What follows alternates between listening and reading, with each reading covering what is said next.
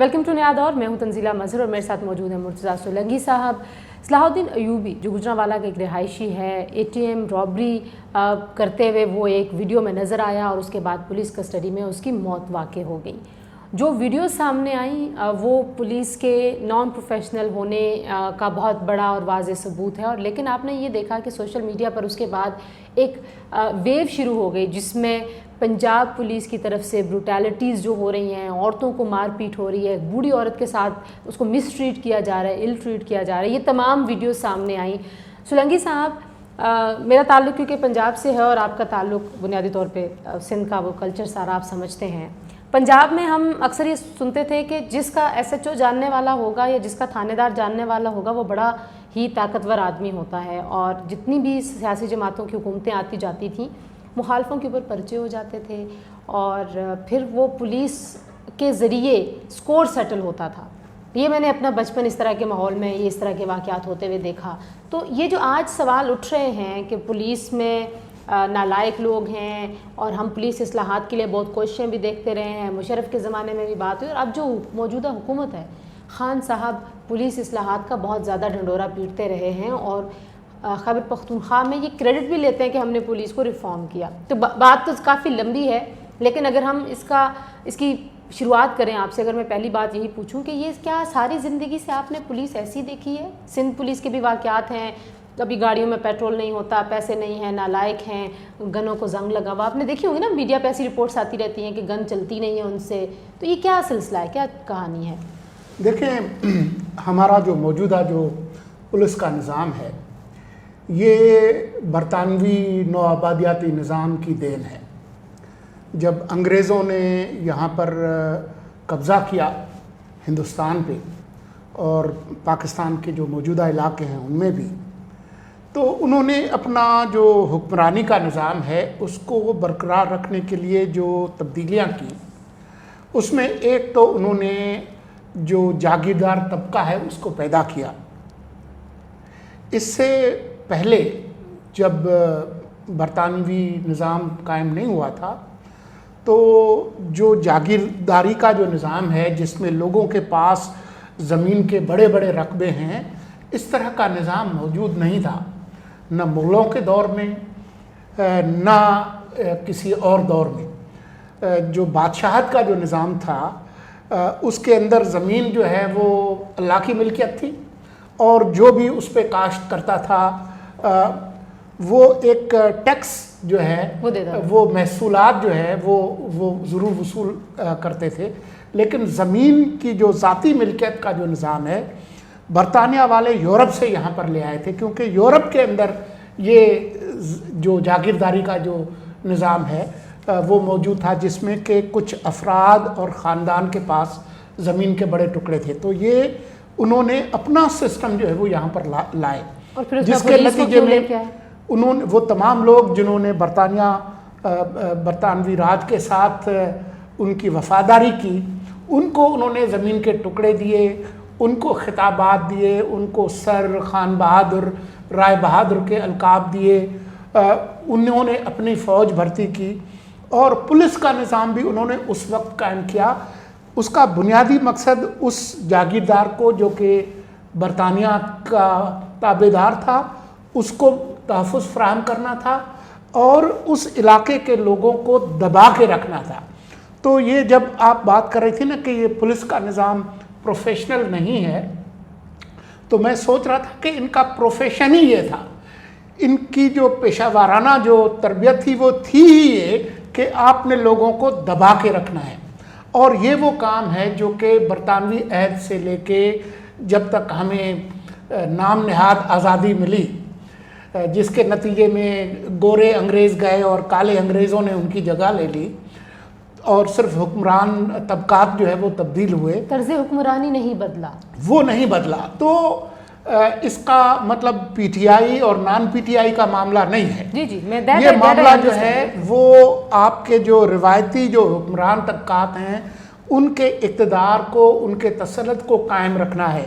सिंध के अंदर भी यही है, पंजाब के अंदर भी ये है, खैबर पख्तूनख्वा इससे मुख्तलिफ है। तो ये जो सलाहुद्दीन का वाक़या हुआ, आपने देखा CPO लाहौर में देखा, آپ نے اور ساہیوال کا دیکھا آپ نے، ساہیوال کا جو واقعہ ہوا، اسی طرح سے آپ نے پاک پتن کا ڈی پی او کی بات کی، اس کو کیوں تبدیل کیا گیا؟ کیونکہ وزیر اعظم کی جو بیوی ہیں، ان کے جو بچے ہیں، ان کے سابق خاوند نے شکایت کی تو کس طریقے سے ہوا۔ پھر آپ نے اسلام آباد میں دیکھا اعظم سواتی جو ہے، اس نے ایک جگہ تھی جس کو قبضہ کیا ہوا تھا، اس نے ایک قبائلی جو فیملی تھی فاٹا سے، ان کے ساتھ جو جھگڑا ہوا، کس طرح سے ان کے گھر کے اندر گھس کے انہوں نے ان کے ساتھ زیادتی کی، اور پھر انہوں نے کس طرح سے اپنی طاقت کو استعمال کرتے ہوئے، وزیر اعظم کی طاقت استعمال کرتے ہوئے، وہ تو سپریم کورٹ نے جو تحقیق کی اس کے اندر یہ باتیں کھل کے سامنے آ گئیں۔ تو یہ آپ کے جو روایتی جو حکمران طبقات ہیں وہ استعمال کرتے رہیں۔ دنیا کے جو مہذب جمہوری ملک ہیں اس میں پولیس اس طریقے سے نہیں ہے۔ دنیا کے مہذب ملکوں میں، جمہوری ملکوں میں پولیس جو ہے وہ صوبائی یا وفاقی ادارہ نہیں ہے، بلکہ وہ کمیونٹی کا ادارہ ہے۔ جو لوکل جو میئر ہے، جو سٹی ٹاؤن کمیٹی کا چیئرمین ہے، جو بھی ہے، وہ کمیونٹی سے وہ ہائر ہوتے ہیں اور کمیونٹی کو سرو کرنے کے لیے کرتے ہیں۔ لہٰذا اگر آپ امریکہ چلے جائیں یا برطانیہ چلے جائیں تو آپ کو سب سے زیادہ جو فرینڈلی اسٹریٹ پہ جو لوگ نظر آئیں گے اس کو پولیس کہتے ہیں۔ ان کو ہر گلی کا پتہ ہوتا ہے۔ بچہ جو ہے اگر اس کو راستہ معلوم کرنا ہے، امریکہ کے اندر مشہور ہے کہ دو بندے آپ کو صحیح راستہ بتائیں گے، یا پولیس والا آپ کو بتائے گا یا آپ کو جو فائر ڈپارٹمنٹ کے لوگ ہیں، کیونکہ ان کا کام ہی یہ ہے۔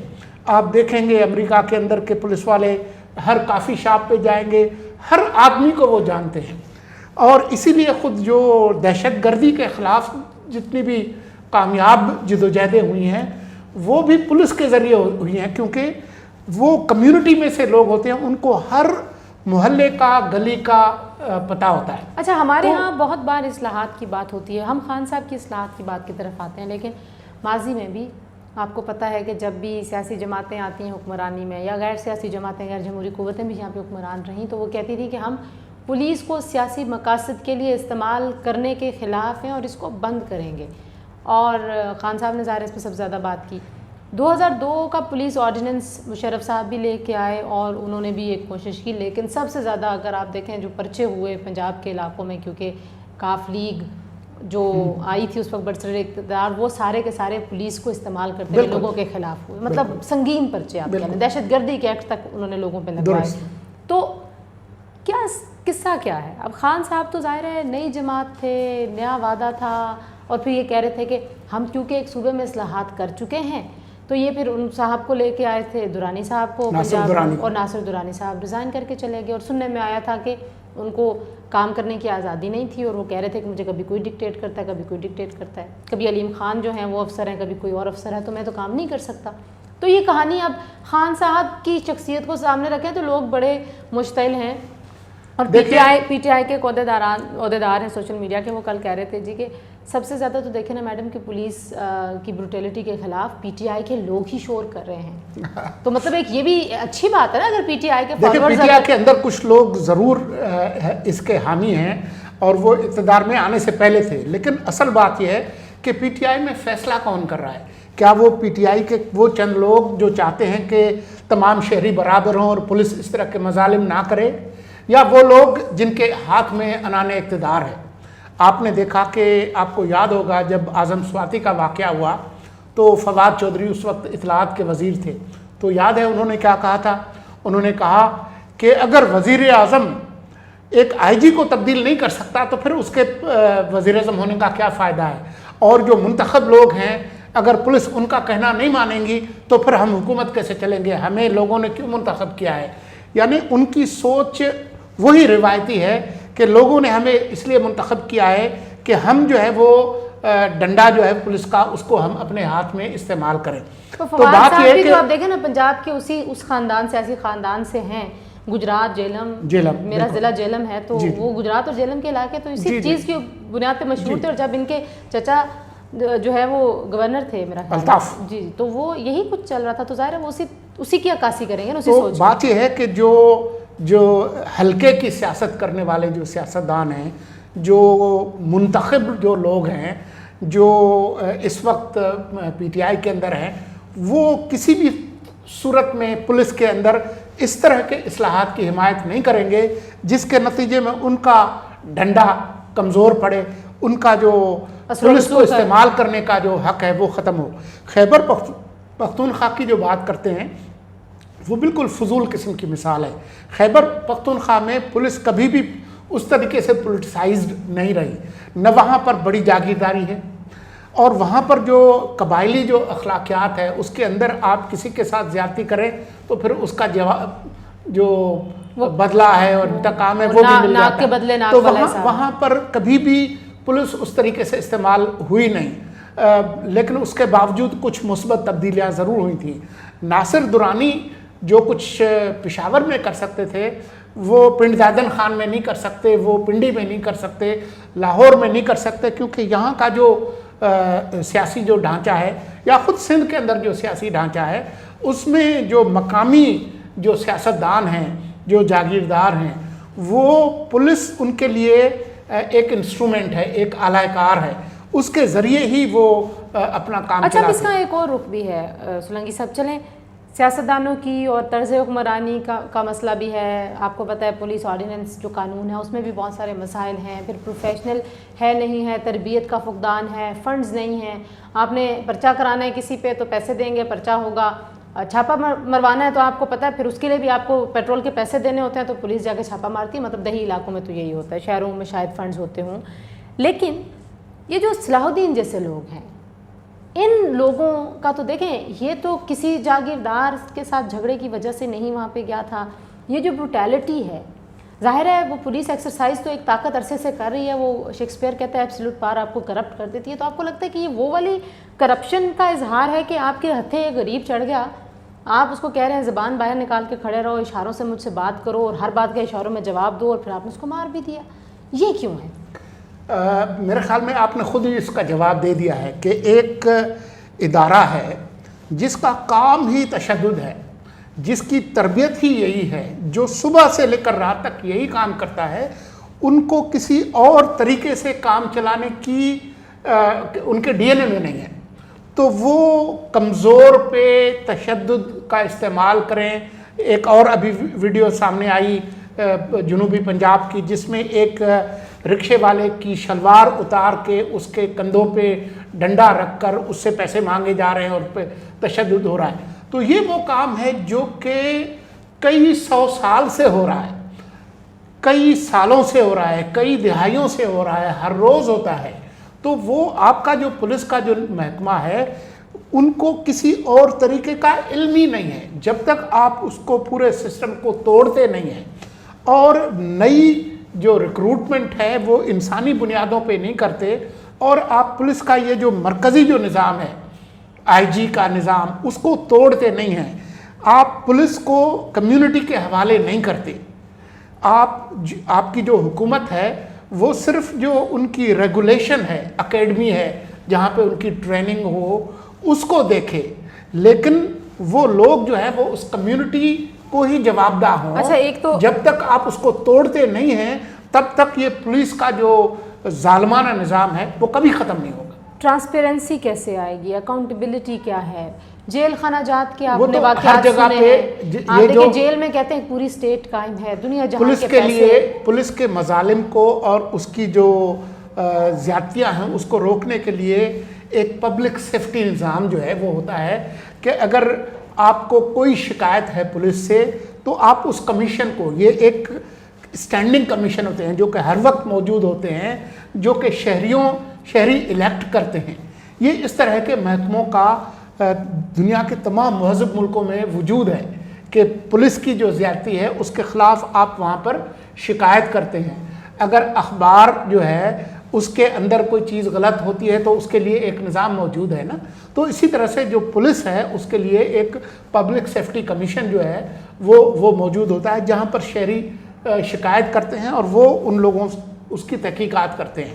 تو ایک تو آپ کو اس سسٹم کو توڑنا پڑے گا, ڈیسنٹرلائز کرنا پڑے گا, پولیس کو مقامی جو حکومتیں ہیں ان کے انڈر میں دینا پڑے گا, پبلک سیفٹی کمیشنز بنانی پڑیں گی. اس کے بغیر آپ کا پولیس کا نظام تبدیل نہیں ہوگا. یہ کسی جماعت کا معاملہ نہیں ہے. اور مقامی حکومتیں بھی بنانی پڑیں گی نا جی. دیکھیں وہ تو دیکھیں مقامی حکومتیں آپ کے آئین کے خلاف ہو رہا ہے. جو آئین کا آرٹیکل 140A ہے اس کے اندر بہت وضاحت کے ساتھ لکھا ہے کہ نہ صرف مقامی حکومتیں ہوں گی بلکہ وہ مالی, انتظامی اور سیاسی ان تینوں اعتبار سے آزاد اور خود مختار ہوں گی. تو اب مجھے بتائیں کہ اس ملک کے اندر وہ کہاں ہیں. اچھا, آئین کی یہ والی مخالفت تو میرا خیال ہے غداری کے زمرے میں ہم نہیں ڈال سکتے. اس پہ تو کبھی کوئی آپ نے ٹرینڈ نہیں دیکھا, ہیش ٹیگ نہیں دیکھا. ہو سکتا ہے بھی آپ کے خلاف کچھ چل جائے, میں یہ نہیں کہہ سکتی. لیکن بات ہم کریں جی پولیس ریفارمز کی, اور یہ بات ہم زولنگی صاحب نے بھی کہا, میں اس کو پھر ایک بار اس کا اعادہ کر دیتی ہوں کہ یہ پی ٹی آئی یا نان پی ٹی آئی کا مسئلہ نہیں ہے. پاکستان میں جس نے بھی حکمرانی کی اس نے پولیس کو سیاسی مقاصد کے لیے, اپنے مخالفین کو دبانے کے لیے, ان کو جیلوں میں ڈالنے کے لیے, اور ایون جو ذاتی حیثیت میں جو شخصیات بہت پاورفل ہوتی ہیں, جن کے پاس پیسہ بہت ہوتا ہے, اثر و رسوخ ہوتا ہے, وہ بھی پولیس کو اپنے مقاصد کے لیے استعمال کرتے ہیں. تو یہ پولیس ہمیشہ سے ایسے ہی استعمال ہوئی ہے. اب کچھ اچھے چہرے بھی نظر آتے ہیں, کچھ سی پی اوز, کچھ اس طرح کے پڑھے لکھے لوگ جو سی ایس پی آفیسرز ہیں, ہم چاہتے ہیں کہ ان کا ریفلیکشن بھی آئے. لیکن جو بنیادی ڈھانچہ ہے جب تک وہ تبدیل نہیں ہوگا, صلاح الدین جیسے بہت سارے کیس سامنے آتے رہیں گے اور بہت سارے خاندان پولیس کے ان بروٹیلٹی اور مظالم کی وجہ سے سفر کرتے رہیں گے. Thank you for watching. Feedback ضرور دیجیے گا. خدا حافظ.